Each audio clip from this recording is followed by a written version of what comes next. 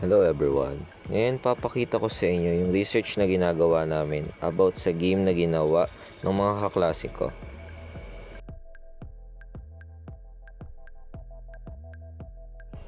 Ito yung code ng game. Ang pangalan ng game is Feather Boy. Same concept sila ng Flappy Bird.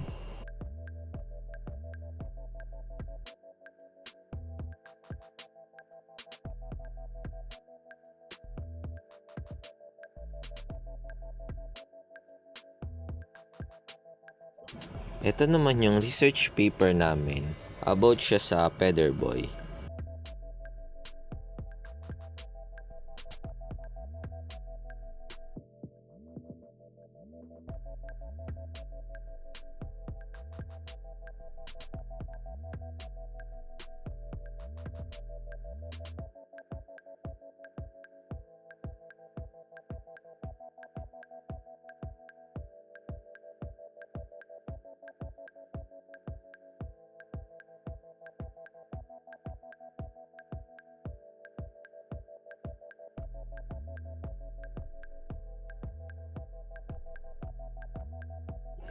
Ito naman yung individual contribution namin. Dito nyo makikita yung mga inambag namin sa research and sa pagkukode ng Feather Boy.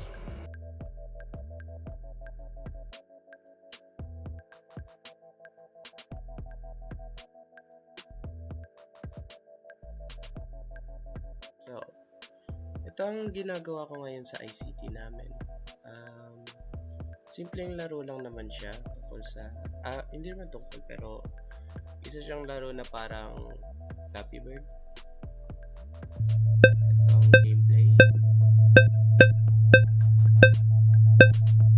Ang mga goods na yan ay nagbibigay ng mga score.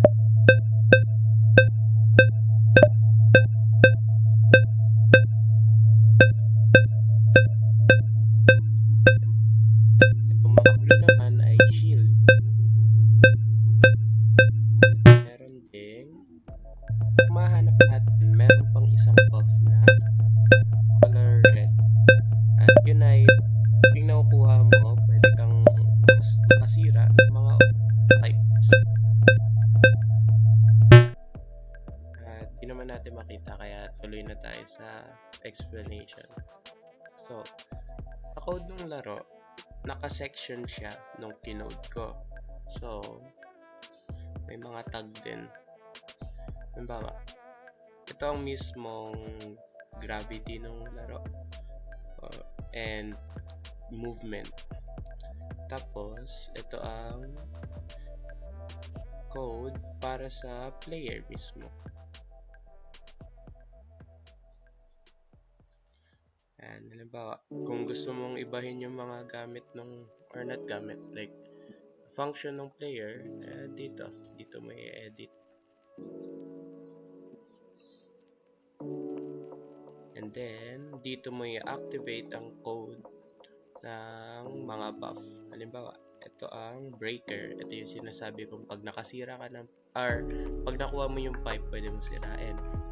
And then, yung shield din nandyan. So, ito para sa shield. Ito para sa jump. At ito ang para sa breaker.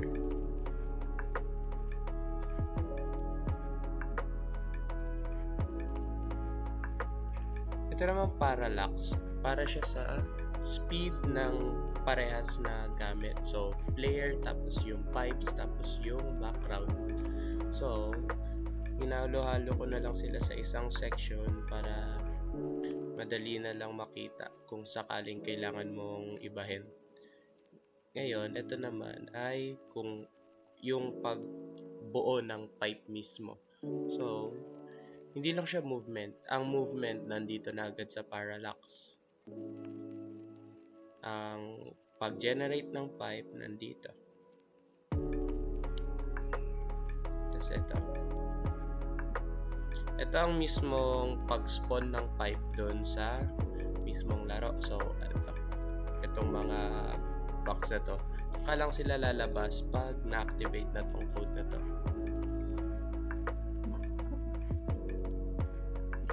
And then, ito naman ang pag-spawn ng item na breaker. Ito, mas madaling version na pag-edit ng mga laro. So, halimbawa, yung player. And then yung pipes na makikita mo. And then items, yung mga spawn, yung mga kung gaano karami silang mag-spawn, gaano kabilis yung mga pipe, gaano kalaki ang mga butas ng pipe. Itong input na section naman, andito yung controls.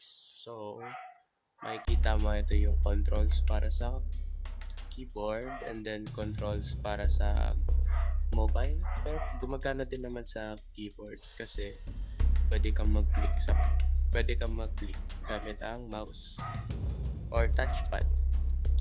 At ito ang item spawn. Lahat na to na isa pang section ulit. So, inulit ko. So, pipe nandyan na. Yung etong margin at yan. Etong box na to, etong dark na box. And then, etong display, etong HUD or display panel. Yan din yung etong starter, etong dark na box na to, etong score, tas upgrades, yan, tas yung game over na screen, retry. Yan lang naman ang HUD. And then etong music, yung maririnig mo sa mismo laro talaga. Pero hindi ko lang sure kung rinig sa record. And then, collisions. Ito na ang mismong hitbox kung ang tawag. Like, kung wala dyan, itong character natin tatagot lang din dyan sa mga upgrades or mga bonus na score. Then, item collection. Ayan, kung pag wala yan, di hindi natin makakollect to. Hindi naman depende sa collision yan. Ang literal na pag kinolect mo yan, diretso na siya mapupunta sa score, depende kung ano mo. Parang pound detect. Ang game over na screen. And game over na screen. Main loop. Ang main focus niyan, sobrang haba. Pero, ang gagawin lang naman talaga niyan ay ulitin ang buong laro. So, pag ni-reset mo yan, or pag ni-refresh mo ang website, babalik siya dyan. Then, i-generate siya ng laro. And then, pag natalo ka, mag-generate siya ng bagong mga defecto. Hindi lang pagpumukhang levels na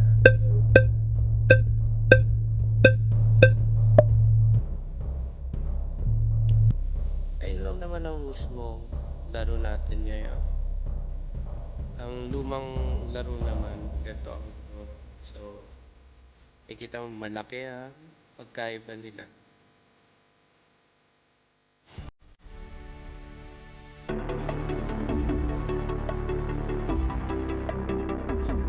Hello guys, ito yung ginagawa naming website sa Tamworth Cafe para sa capstone sa III na i-defense namin. Ito yung mga link na pipindutin. Pag pinindot mo yan, mapupunta sa website na yon. Kaso hindi pa siya totally ayos, kaya ginagawa ko pa na paraan para ayusin. Tapos, yan. May mga image ako nilagay kaso hindi pa nga gumagana. At ito yung code na nilagay ko. Yan. Para saan nga ba yung mga code na yan? Ayan yung code na ginagamit namin para gumana yung code.